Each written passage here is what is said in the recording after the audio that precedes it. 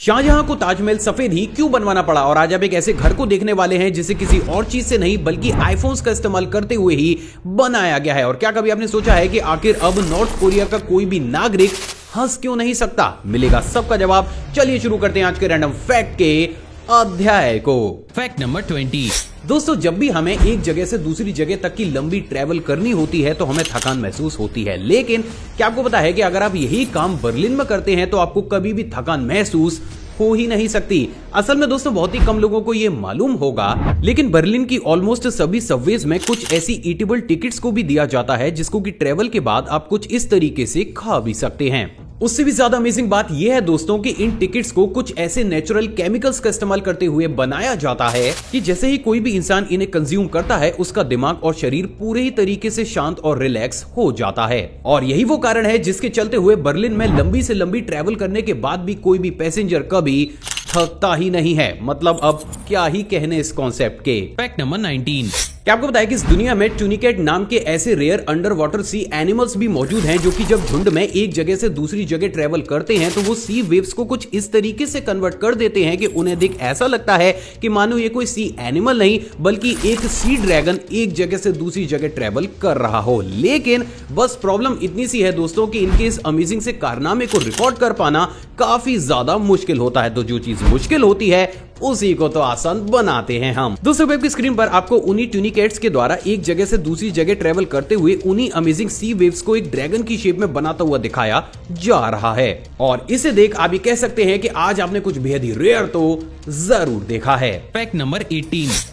दोस्तों हम में से बहुत से लोग कूल और फैशनेबल दिखने के लिए अलग अलग तरीके के कपड़ों को पहनते हैं, लेकिन क्या आपको पता है कि इस दुनिया में एक ऐसी सिटी भी मौजूद है जहां के लोगों का कपड़े से दूर दूर तक कोई भी कनेक्शन है ही नहीं। असल में दोस्तों ये शहर है फ्रांस का कैप दी एज, जहाँ के एक लॉ के अनुसार अगर आप इस शहर के किसी भी रेस्टोरेंट, मॉल या फिर पब्लिक प्लेस में बिना कपड़ों के घूमना चाहते हैं तो आप इस चीज को बेझिझक कर सकते हैं। और यही वो कारण है जिसके चलते हुए ये शहर दुनिया के कुछ सिलेक्टेड ऐसे शहरों में से एक शहर है जहाँ के 90% लोग कभी भी कपड़े पहनते ही नहीं है। मतलब अब छोड़ी दो क्या ही कहने।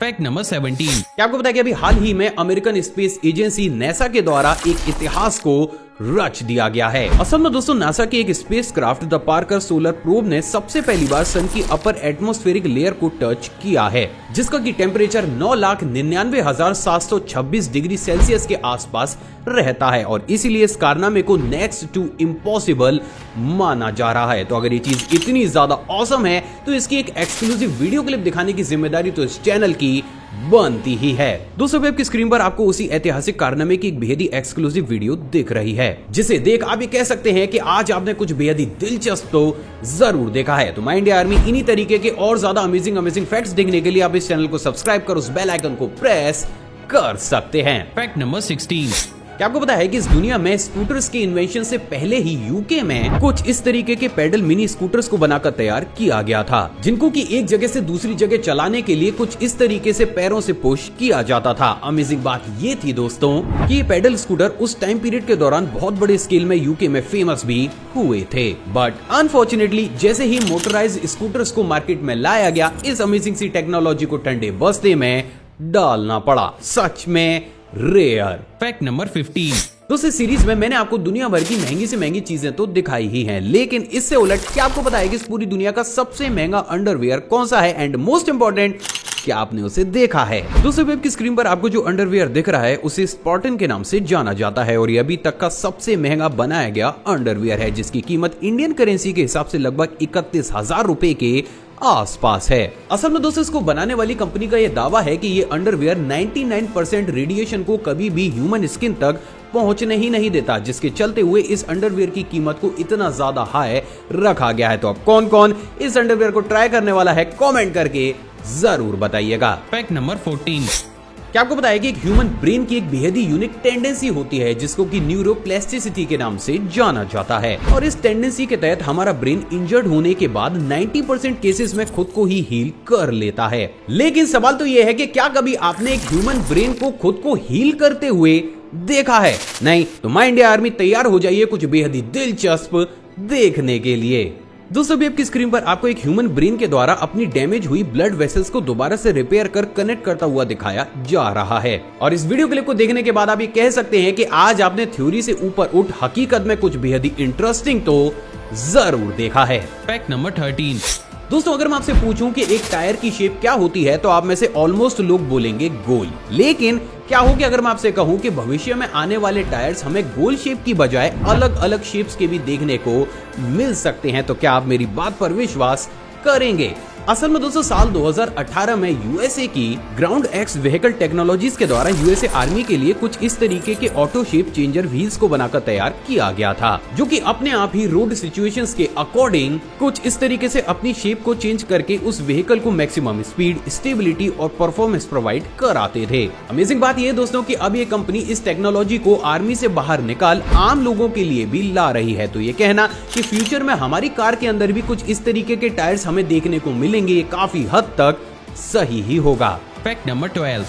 क्या आपको पता है कि अफ्रीका में मौजूद फुलनी ट्राइब में शादी की परंपरा एक ऐसे लेवल पर पहुंच गई है जिसे देख आपकी भी आंखें फटी की फटी रह जाएंगी। असल में दोस्तों इस समुदाय में जब भी कोई भी लड़का लड़की देखने जाता है तब उस लड़की के घर वाले उस लड़के को कुछ इस तरीके से बहुत बुरी तरीके से पीटते हैं, और अगर वो लड़का उस पिटाई के दौरान जिंदा बच जाता है तो ये समझा जाता है कि वो लड़का उस लड़की के लिए बिल्कुल ही परफेक्ट है, और उसी के बाद उस लड़के की उस लड़की के साथ शादी कर दी जाती है। वैसे अगर ये प्रथा हमारे देश में आ जाए तो भाई कुंवारा रहना ही काफी ज्यादा बेटर ऑप्शन है। Fact number 11।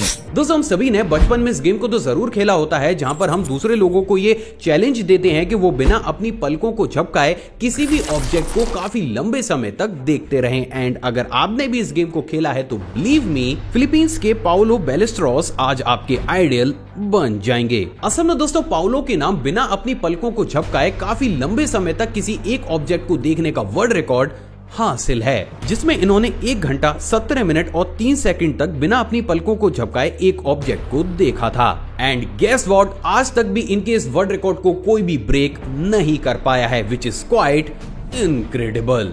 Fact number 10। क्या आपको बताया कि अभी हाल ही में नॉर्थ कोरिया ने अपने नागरिकों के हंसने और ड्रिंक करने पर ही पाबंदी लगा दी थी, लेकिन आखिर एक कंट्री को ऐसा क्यों करना पड़ा? असल में दोस्तों नॉर्थ कोरियन गवर्नमेंट ने अपने पूर्व नेता किम जोंग इल की 10वीं पुण्यतिथि पर उनको श्रद्धांजलि देने और उनके बेटे और वर्तमान नेता किम जोंग उन के प्रति लोगों से जोर जबरदस्ती वफादारी दिखाने के चक्कर में वहां की सरकार के द्वारा नॉर्थ कोरिया के लोगों पर 11 दिन तक हंसने और ड्रिंक करने पर ही पाबंदी लगा दी।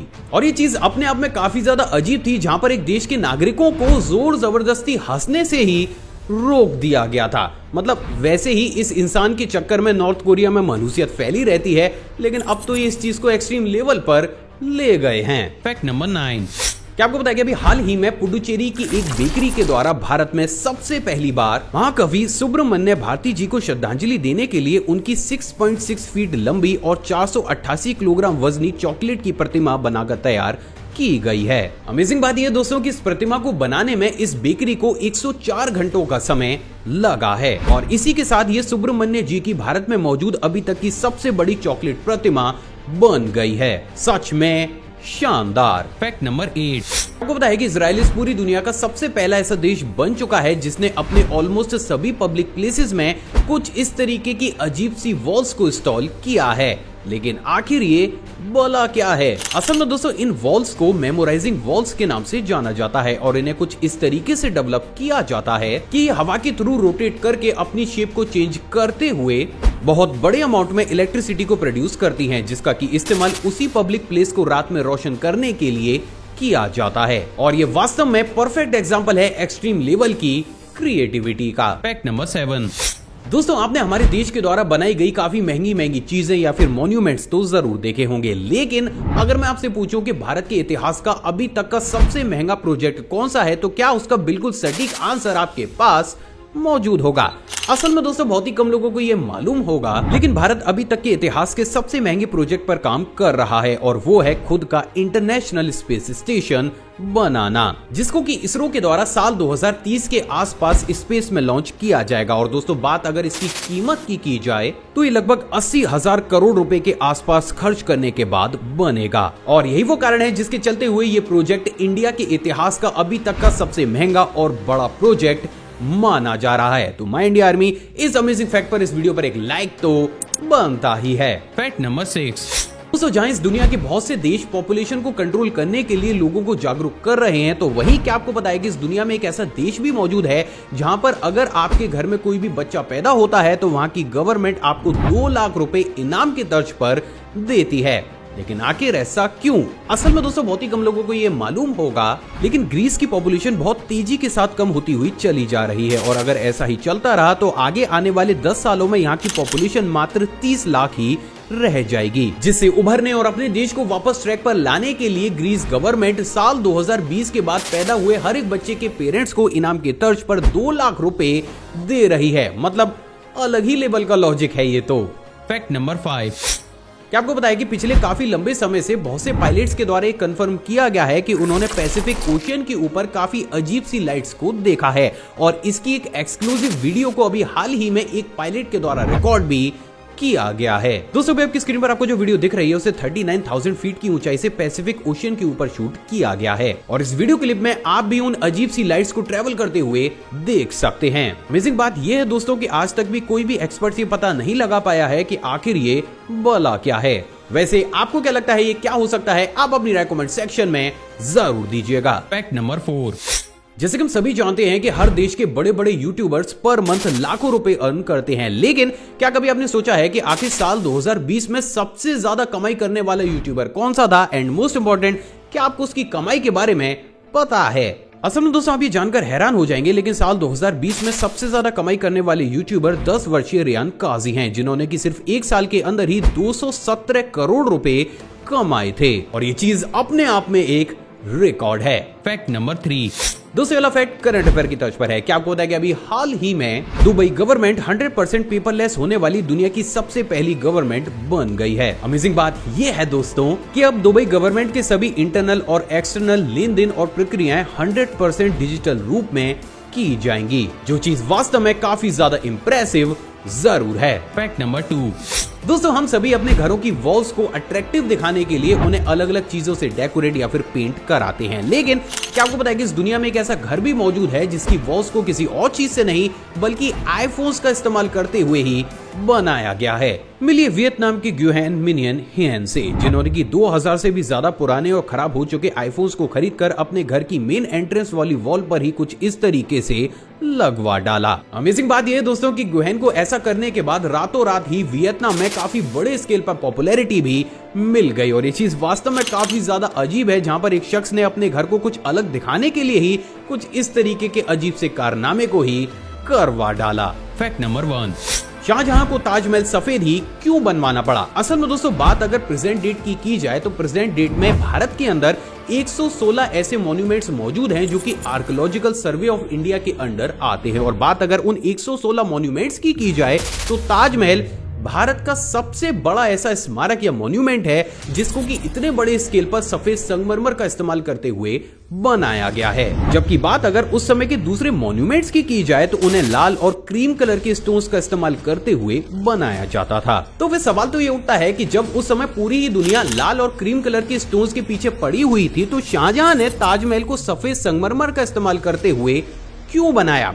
असल में दोस्तों इसके पीछे काफी ज्यादा थ्योरीज हैं जिनको कि 1 बाय 1 मैं आपके सामने रखूंगा। बात अगर सबसे पहली थ्योरी की जाए तो वो है जन्नत थ्योरी। असल में दोस्तों प्राचीन विद्वानों की बात अगर मानी जाए तो कहीं ना कहीं ये बात पूरी तरीके से साफ हो चुकी है कि शाहजहां ताजमहल को जन्नती आभास देना चाहते थे। यानी कहीं ना कहीं शाहजहां का ये मोटिव था कि जब भी कोई भी इंसान ताजमहल को विजिट करने आए तो उसको ऐसा लगे कि वो इंसानी दुनिया से दूर जन्नत में आ गया हो। अब क्योंकि व्हाइट कलर पीस और रिलैक्सेशन को लेकर आता है तो कहीं ना कहीं ये कारण हो सकता है जिसके चलते हुए शाहजहां ने पूरे ही ताजमहल को व्हाइट संगमरमर का इस्तेमाल करते हुए बनवाया था। अब दोस्तों बात अगर दूसरी थ्योरी की जाए तो वो है मुमताज महल का फेवरेट कलर। असल में दोस्तों बहुत से प्राचीन दस्तावेजों से बात पूरी तरीके से साफ हो चुकी है कि मुमताज महल को व्हाइट कलर काफी ज्यादा पसंद था। तो कहीं ना कहीं ये पॉसिबिलिटी भी बनती है जिसके चलते हुए शाहजहां को ताजमहल व्हाइट कलर का ही बनवाना पड़ा। अब दोस्तों बात अगर तीसरी थ्योरी की जाए तो वो है साइंटिफिक थ्योरी। असल में दोस्तों ताजमहल के निर्माण से कुछ साल पहले ही भारत के मकराना में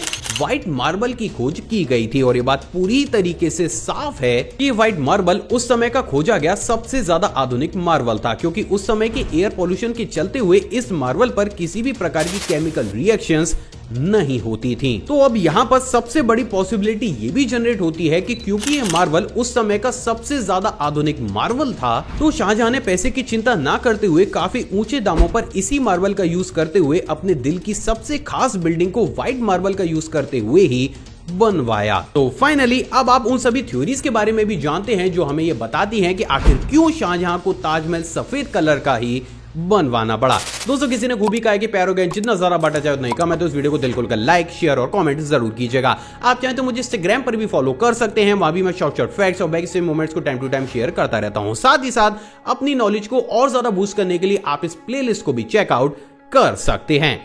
जय हिंद।